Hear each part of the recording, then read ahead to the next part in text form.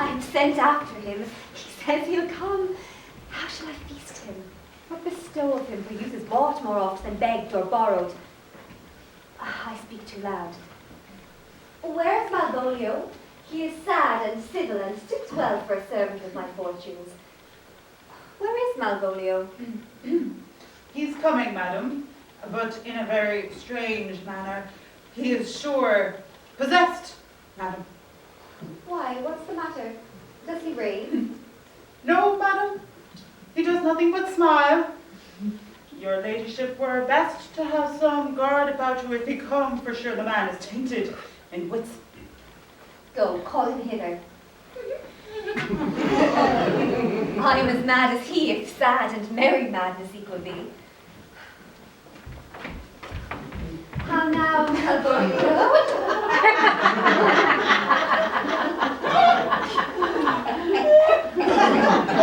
Sweet lady.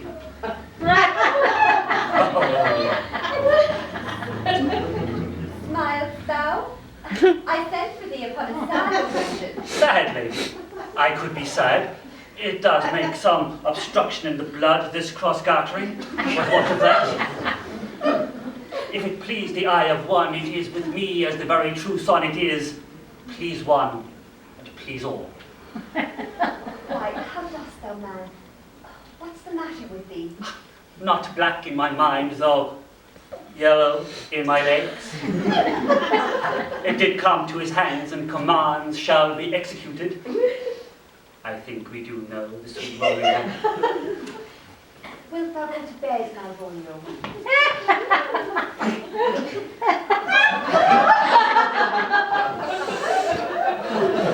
Aye, sweetheart. And I'll come to thee. God, look for thee! Why dost thou smile so and kiss thy hand so oft? How do you, Malvolio? Yes, at your request. Nightingales answer doors.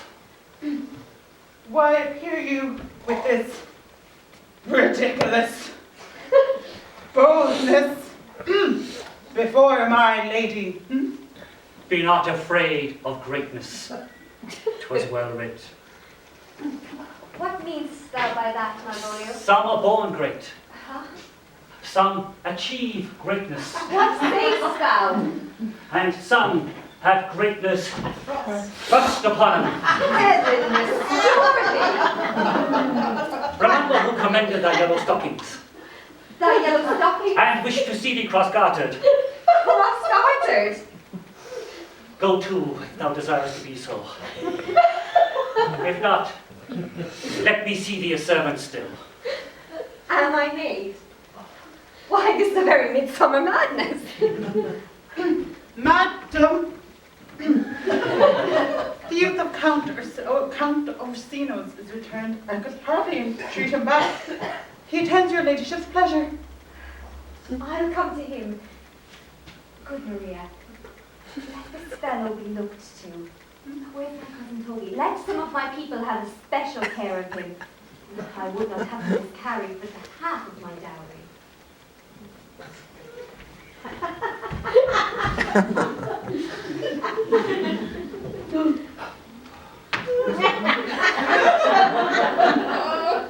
Do you come to me now? No worse man than Sir Toby to look to me. This concurs directly with the letter. She sends him on purpose that I may appear stubborn with him. She incites me to this in the letter. Cast off thy humble slough, says she. Be opposite with the kinsman, surly with servants, let thy tongue tang with the arguments of state, put thyself into the trick of singularity, and consequently sets out the manner how. As a sad face, a reverent carriage, a slow tongue, or in the habit of some sir of note, and so forth. I have limed her, but it is Job's doing, and Job made me thankful.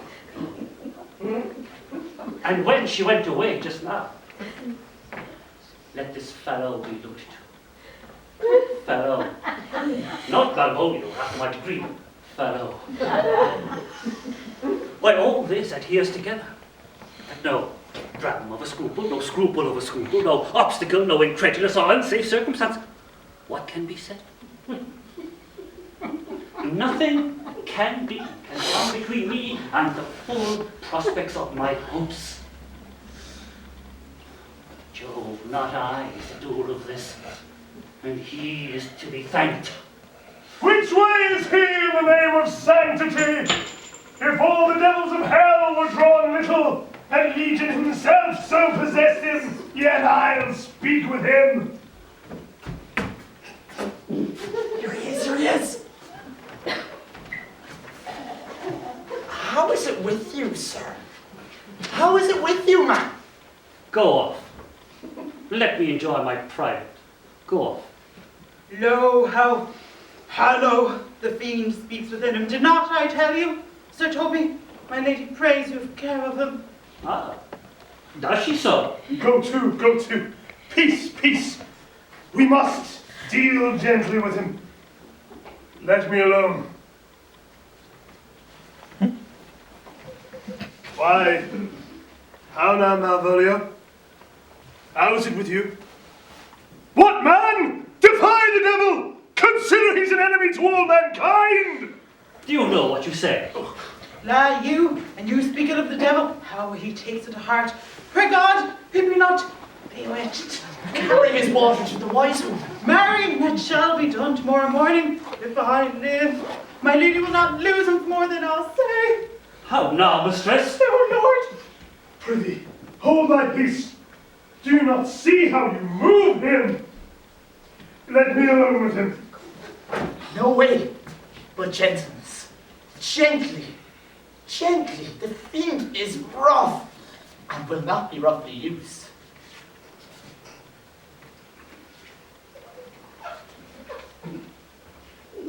Why? How now, my cock? How is it with you? I bid he come with me. What, man? 'Tis not for gravity to play at cherry pit with Satan. Hang him, foul collier! Get him to say his prayers, good Sir Toby. Get him to pray.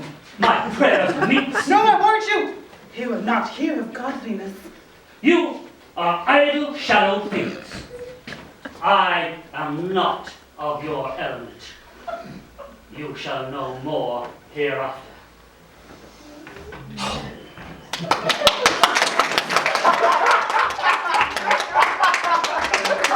Is it even possible? If this were played upon a stage now, I could present it as an improbable fiction. His very genius has taken the infection of the device, man! Nay, pursue now, lest the device take air and taint. Why, we shall make a man indeed. Well, that'll make the health of pleasure. Come, we'll have him in a dark room and bound. My niece is already in the belief that he is mad. We shall carry it thus for our pleasure and his penance, till our very pastime, tired out of breath, prompt us to have mercy on him. At which time we shall carry this device to the bar, and crown thee for a finder of madmen. Oh, but see. More matter for a May morning. Here is the challenge, read it. I warrant there's vinegar and pepper in it. Is it so saucy? Oh, I warrant it is. Do but read. Give me.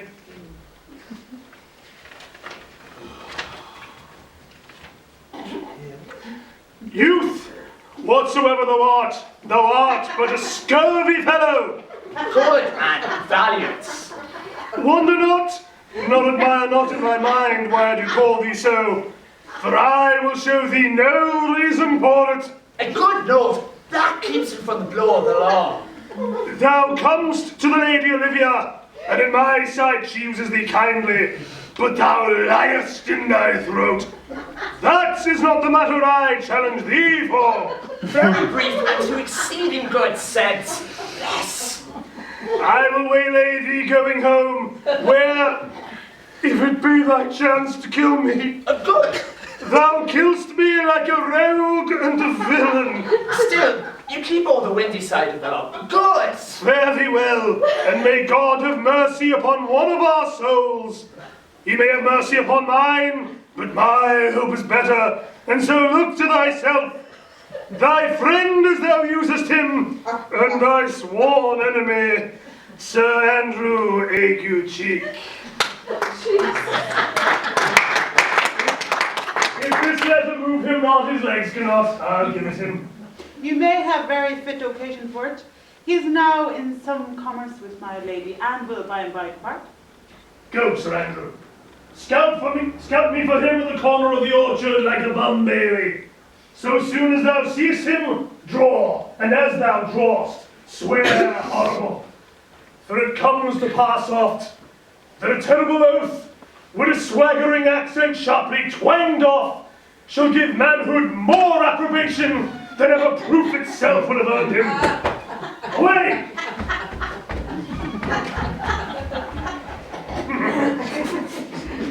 Now shall not I deliver this letter, for the behaviour of the gentleman gives him out to be of good capacity and breeding. But, sir, I will deliver his challenge by word of mouth.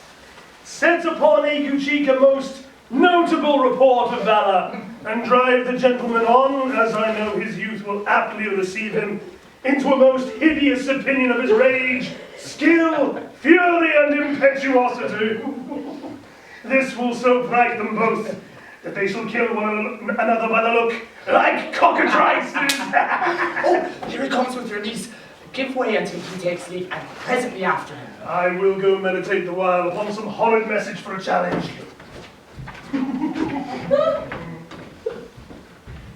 I have set too much into a heart of stone, and laid mine honour too unchary on it. There's something in me that reproves my fault, but such a headstrong, potent fault it is, that it but mocks reproof. With the same behaviour that your passion bears, goes on my master's griefs. Here, wear this jewel for me. My picture. Refuse it not.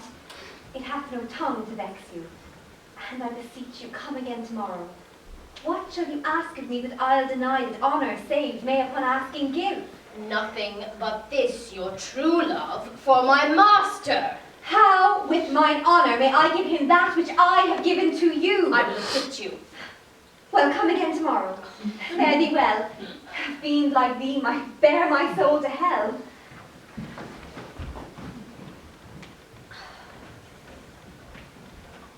God save thee, gentleman. And you, sir? That defence thou hast, betake thee to it. Of what nature the wrongs are thou hast done him I know not, but thy interceptor, full of despite, bloody as the hunter, attends thee at the orchard end. Dismount thy tuck, be yard in thy preparation, for thy assailant is strong, skilful, and deadly. You mistake, sir. I am sure no man hath any quarrel to me. My remembrance is very free and clear of any image of offence done to any man.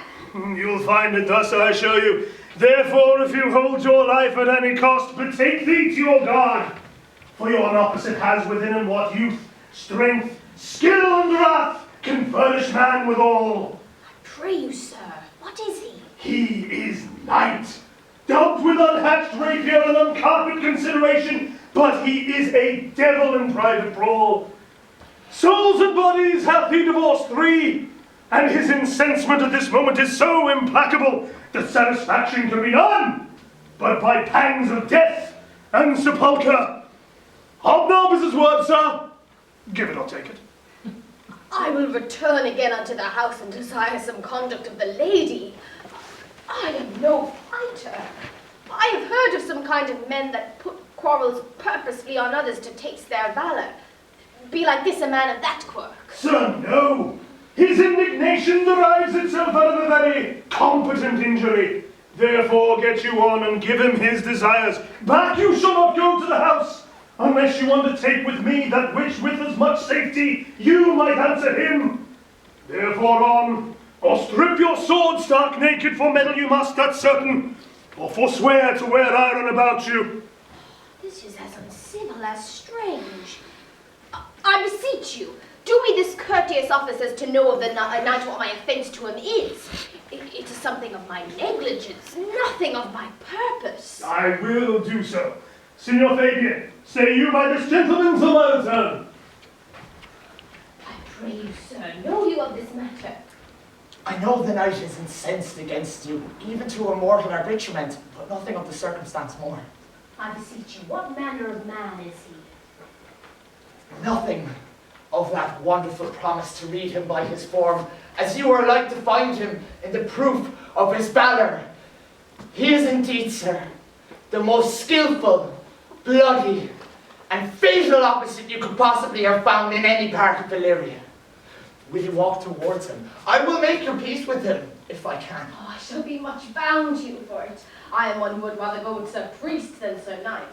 I care not to know so much of my mettle. Why, sir, the youth's a very devil! I've not seen such a farrago. I had a pass with him, rapier, scabbard and all, and he gives me the stuck-in with such a mortal motion that it is inevitable. And on his answer, he pays you as surely as your feet hit the ground they step on. They say he has been fencer with the Sophie. I'll not meddle with him. Aye, but he cannot now be pacified. Fabian can scarce hold him yonder. What? Well, I thought he'd been so cunning and skilled in fence, I'd have seen him down there and have challenged him. Let him with the medicine, and I'll give you my horse, Grey Capulet. I'll make the motion. Stand you here, make you a good show on it. This shall end without the perdition of souls. Marry, I'll ride your horse as well as I ride you. I have his horse to take up the quarrel. I persuaded him, the youth's a devil. He is as hardly conceited of him and pants and looks pale as if a bearer at his heels. There's no remedy, sir. He will fight you for oath's sake. Marry, he hath better bethought him of his quarrel, and he finds it now scarce to be worth talking of, therefore draw the supportance of his vow. He protests he will not hurt you. Pray God, defend me. A little thing would make me tell them how much I lack of a man. Give ground if you seem him furious. Come, Sir Andrew, there's no remedy. He will, for his honour's sake, have but one bout with you. He cannot by the duello avoid it, but he has promised me, as he is a gentleman and a soldier, he will not hurt you. Come on, to it! Pray God he keep his oath. I do assure you 'tis against my will. Put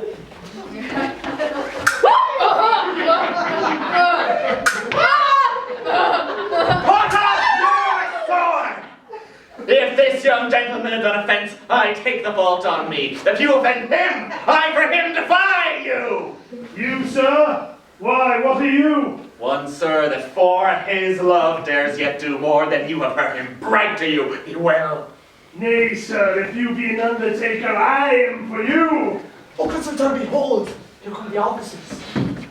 I'll be with you anon. I pray you, sir, put your sword up, if you please. Marry, I will, and that I promise for you, I'll be as good as my word.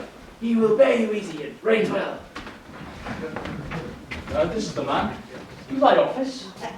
Antonio, I arrest thee and pursue to Duke Orsino. You do mistake me, sir. Oh, no, sir. No jot. I know your favour well, although now you have no sea cap on your head. Oh. Take him away. He knows I know him well. I must obey. This comes from seeking you. But there's no remedy, I will answer it. What will you do now? My necessity makes me to ask you for my purse. It grieves me much more for what I cannot do for you than what befalls myself. You stand amazed, but be of comfort. Come, sir, away. I must entreat you for some of that money. What money, sir? For the fair kindness you have showed me here, and upon being prompted by your present trouble, out of my lean and low ability, I'll lend you something. I'll make division of my present with you. Hold. Here's half my copper. Will you deny me now? Is not that my deserts to you can lack persuasion? Do not tempt my misery, lest it make me so unsound a man as to upbraid you with those kindnesses that I have shown you. I know of none, nor know I you by voice or any feature.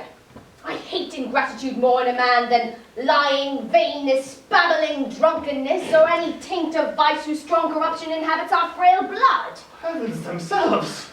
Come, sir, I pray you go. Let me speak a little.